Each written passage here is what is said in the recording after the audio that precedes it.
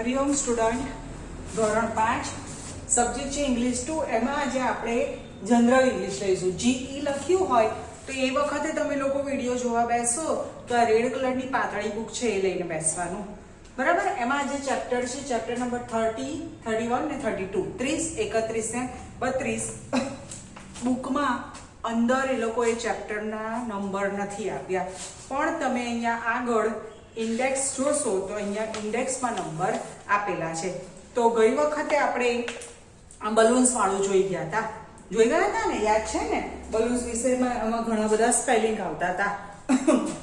તો આજે આપણે જોવાનું છે ચેપ્ટર નંબર 30. એનું નામ શું છે તો કે ઇન.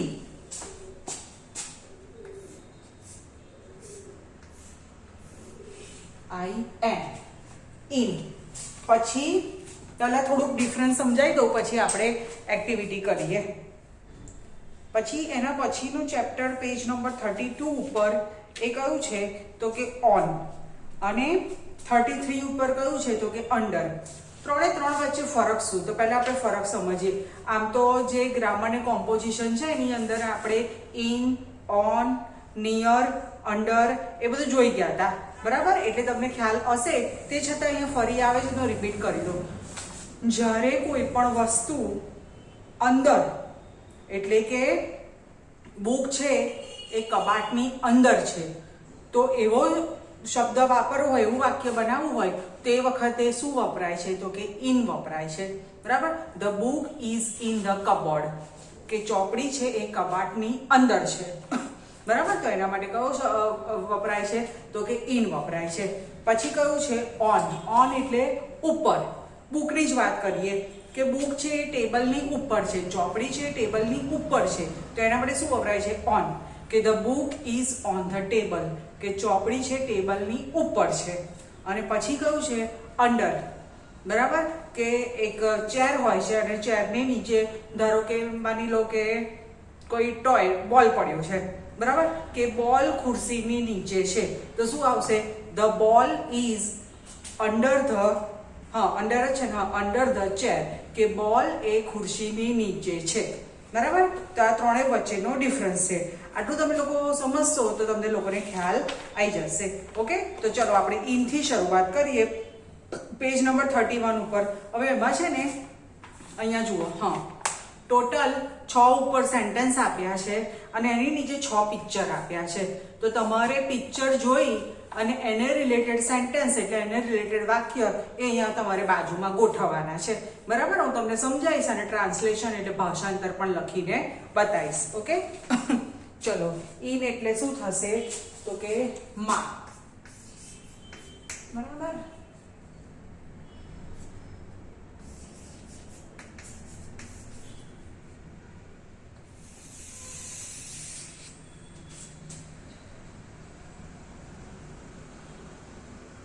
માં કાઢી નાખીએ, ખાલી અંદર જ લખીએ, બરાબર.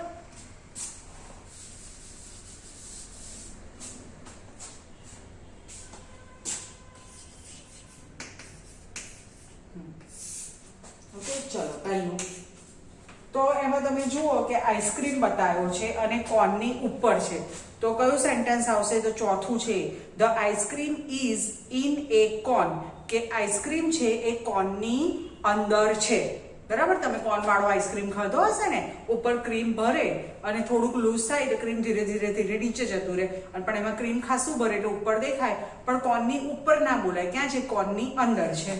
ઓકે,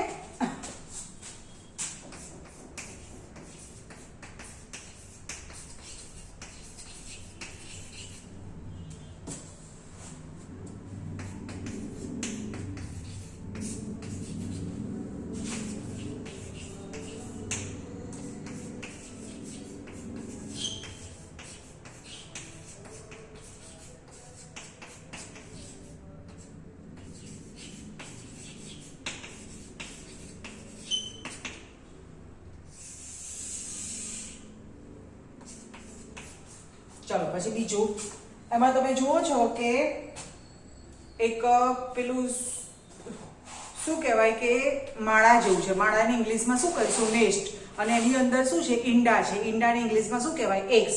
તો કયું સેન્ટેન્સ આવશે? Third. The eggs are in A nest, કે માળાની અંદર ઈંડાઓ છે.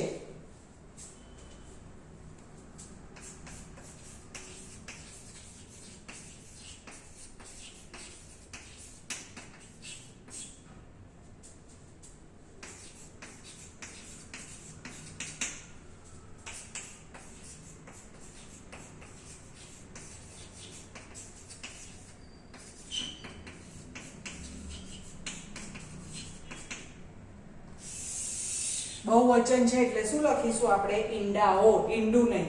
ઓકે, ચલો પછી થર્ડ જુઓ. એક પિંજરા જેવું છે. પિંજરાને ઇંગ્લિશમાં શું કહેવાય? કેજ. અને એની અંદર પોપટ બતાવ્યો. પોપટને શું કહેવાય? પેરોટ. કે પોપટ પિંજરાની અંદર છે. તો કયું આવશે સેન્ટેન્સ? યસ, પહેલું. The parrot is in A cage. કે પોપટ પિંજરાની અંદર છે.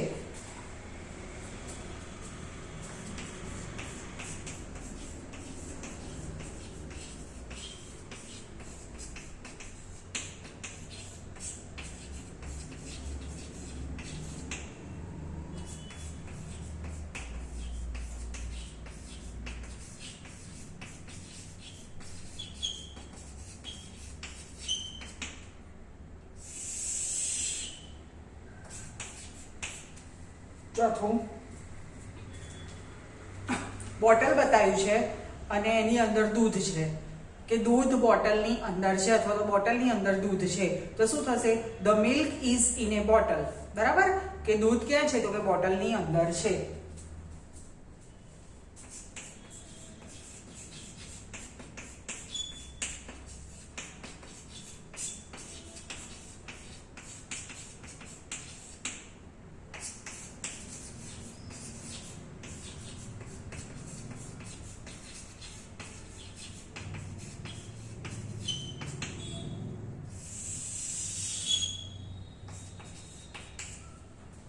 પાંચમું, એક બાસ્કેટ જો બતાવ્યું છે, ટોપલી, અને એની અંદર ફ્રૂટ્સ છે. ફ્રૂટ્સ એટલે ફળો. તમને દેખાય છે ગ્રેપ્સ છે, પછી બનાના છે, એપલ છે, પાઇનેપલ છે. ઓકે, તો કયું આવશે? તો છેલ્લેથી બીજું, the fruits are in a basket. Okay,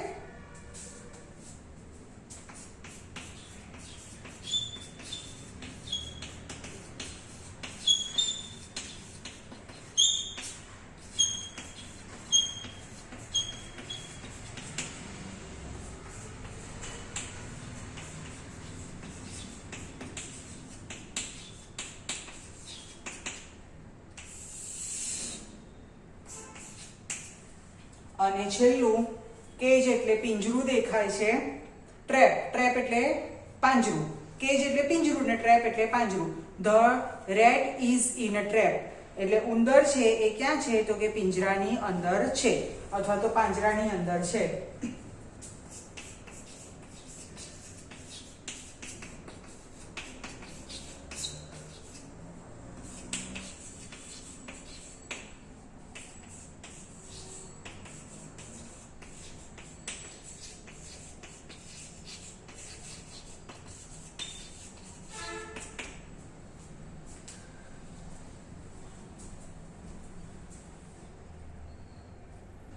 બરાબર? તો આ તા ઇન વાળું અંદર. હવે ચેપ્ટર નંબર 30 પતી ગયું. 31 ઓન. ઓન એટલે શું થશે? તો કે ઉપર થશે. બરાબર?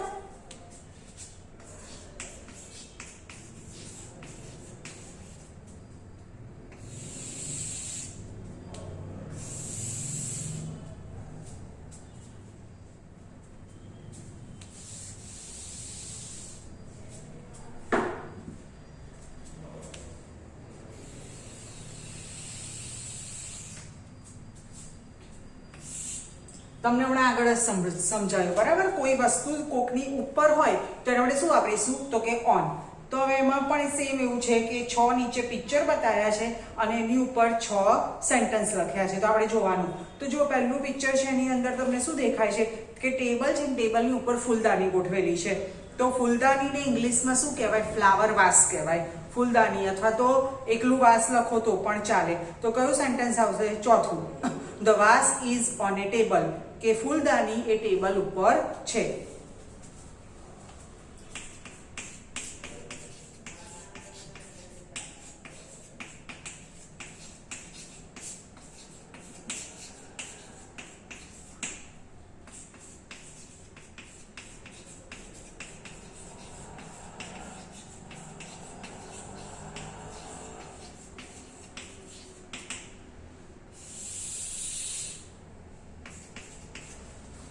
ચલો પછી બીજું એમાં તમને સ્ટવ દેખાય છે અને સ્ટવની ઉપર એક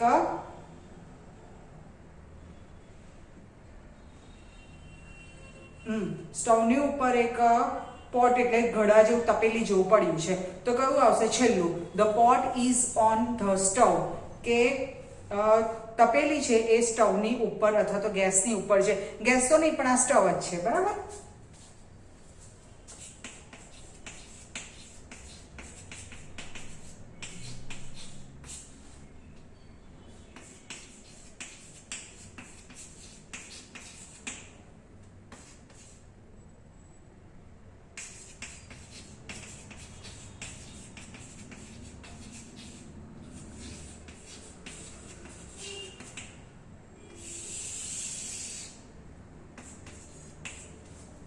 ચલો પછી ત્રીજું એની અંદર જાર્સ એટલે બરણીઓ અને શેલ્ફ એટલે અભરાઈ. જે કિચનમાં જે તમે પેલું માળિયા જેવું બનાવો ને, એટલે માળિયા તો આમ તો ઉપર હોય પણ નીચે જે ખાના જેવું બનાવો ને એને અભરાઈ કહેવાય. તો શેલ્ફ એટલે શું જાર એટલે શું થશે? બરણી, અને શેલ્ફ એટલે અભરાઈ, કે બરણીઓ એ અભરાઈની ઉપર છે.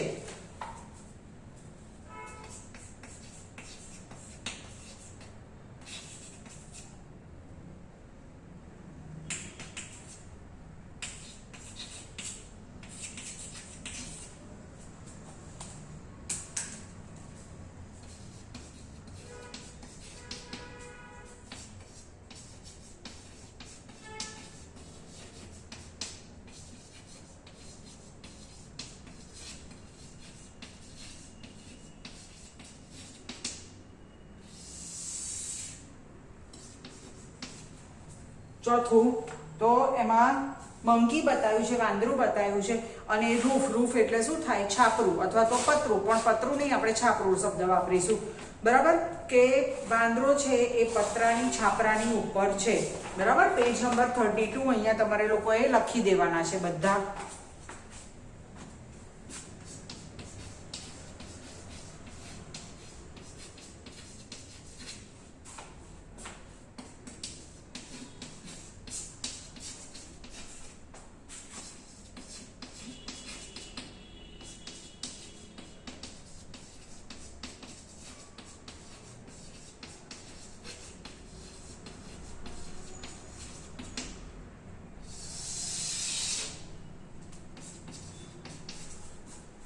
પાંચમું એમાં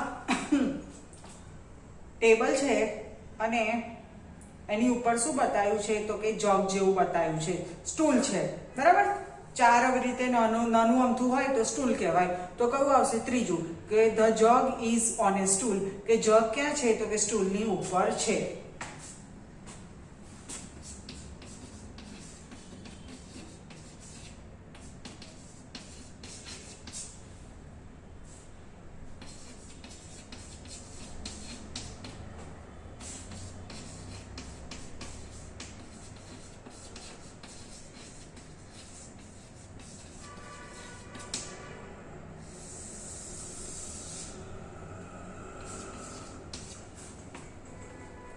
પછી જો એક કાર્ટૂન બતાવ્યું છે, કાર્ટૂનનું નામ શું આપ્યું છે? હમ્પી ડમ્પી. અને ક્યાં છે? તો કે દિવાલ એટલે ભીતની ઉપર બેસી ગયું છે. જો કેવું છે? લોટીયું નાનું એવું, નાના છોકરાઓને ગમે એવું. અને નામ એ લોકોએ શું આપ્યું છે? હમ્પી ડમ્પી.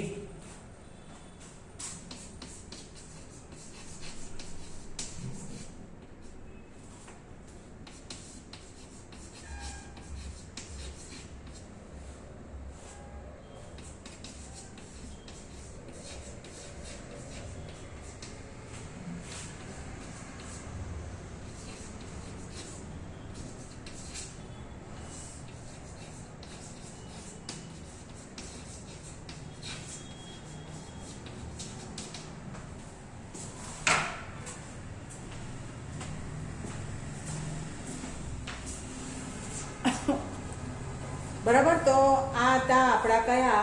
ઓન વાળા, બરાબર. ઓન વાળા જોઈ ગયા, ઇન વાળા પણ પતી ગયા, ઓન વાળા પણ પતી ગયા.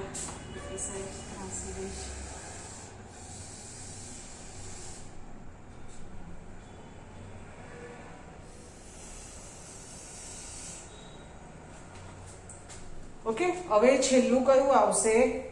તો કે છે કે ચેપ્ટર નંબર 32 પેજ નંબર તમને કહી દઉં 33 નંબરના પેજ ઉપર ચેપ્ટર નંબર 32 અંડર એટલે નીચે.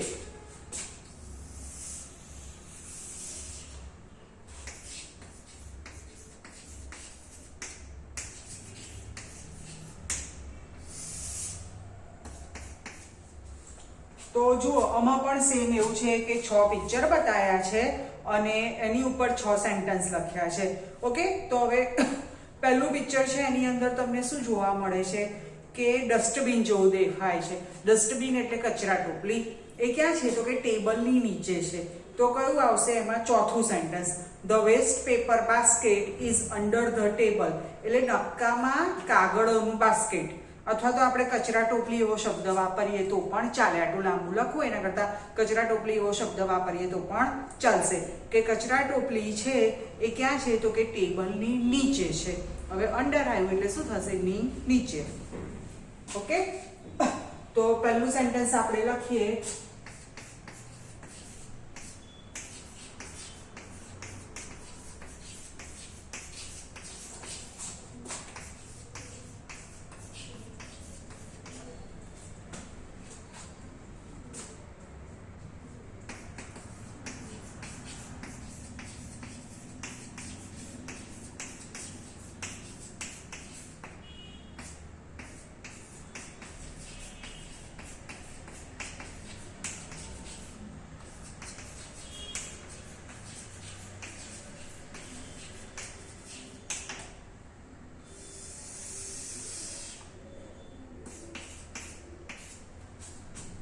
ચલો પછી બીજું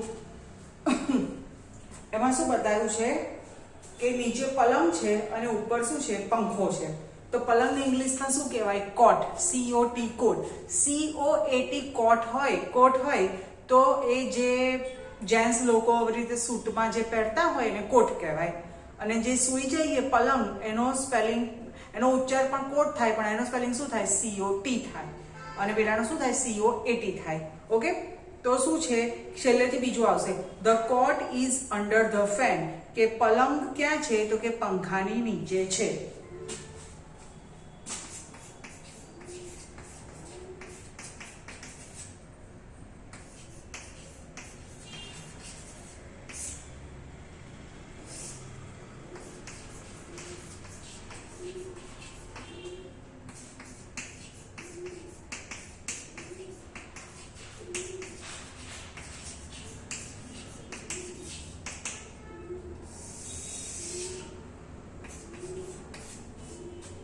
ત્રીજું, જો એક નાનો છોકરો બતાવ્યો છે અને એ ઉશિકા પર માથું રાખીને સૂઈ ગયો છે. તો કયું આવશે, છેલ્લું, the pillow is under the boy's head. Pillow એટલે ઉશિકું અને બોયઝ હેડ એટલે છોકરાના માથાની નીચે શું છે તો કે ઉશિકું છે.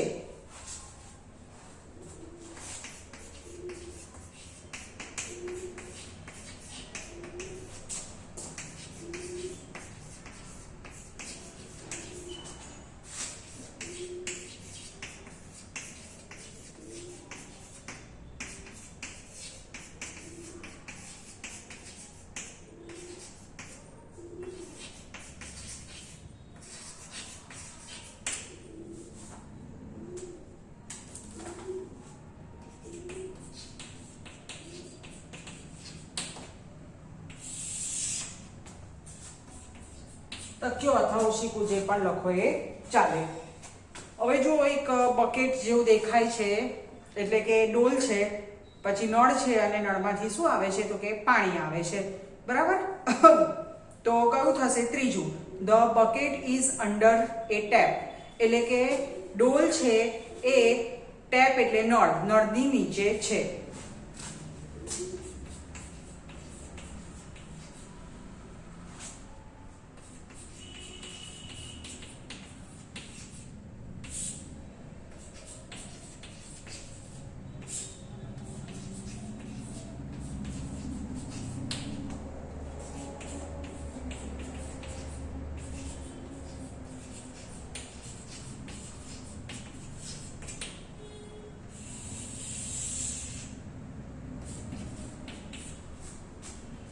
પાંચમું, ઝાડ જેવું દેખાય છે અને એની નીચે શું છે?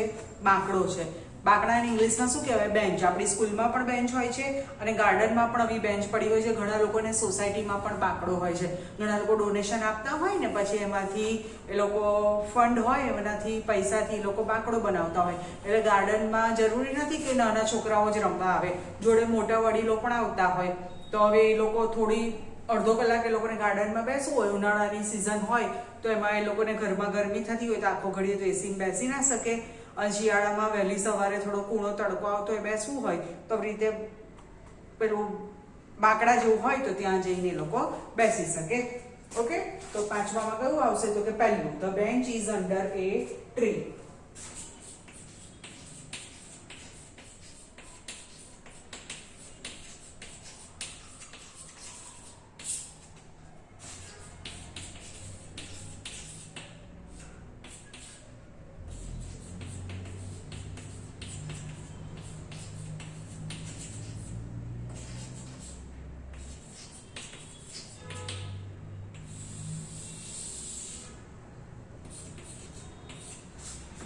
અને છઠ્ઠું,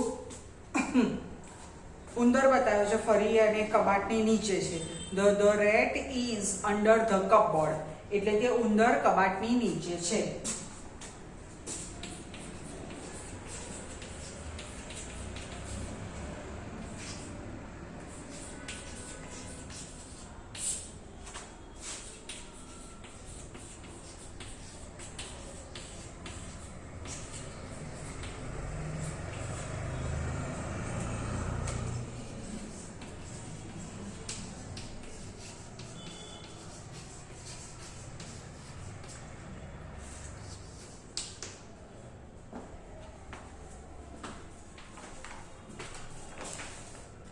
બરાબર, તો આજે આપણે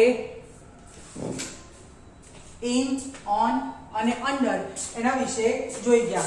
હજુ આપણે ગ્રામર ને કોમ્પોઝિશનમાં એક વસ્તુ જોઈ હતી, નિયર. નિયર એટલે નજીક અથવા તો પાસે, પણ એનો ઉલ્લેખ અહીંયા કર્યો નથી એટલે આપણે લેવાની જરૂર નથી. પણ આ તો વાત નીકળી છે તો તમને લોકોને કહી દઉં.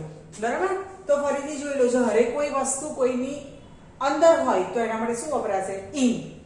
જ્યારે કોઈ વસ્તુ કશાકની ઉપર હોય તો એ વખતે શું આવશે? ઓન.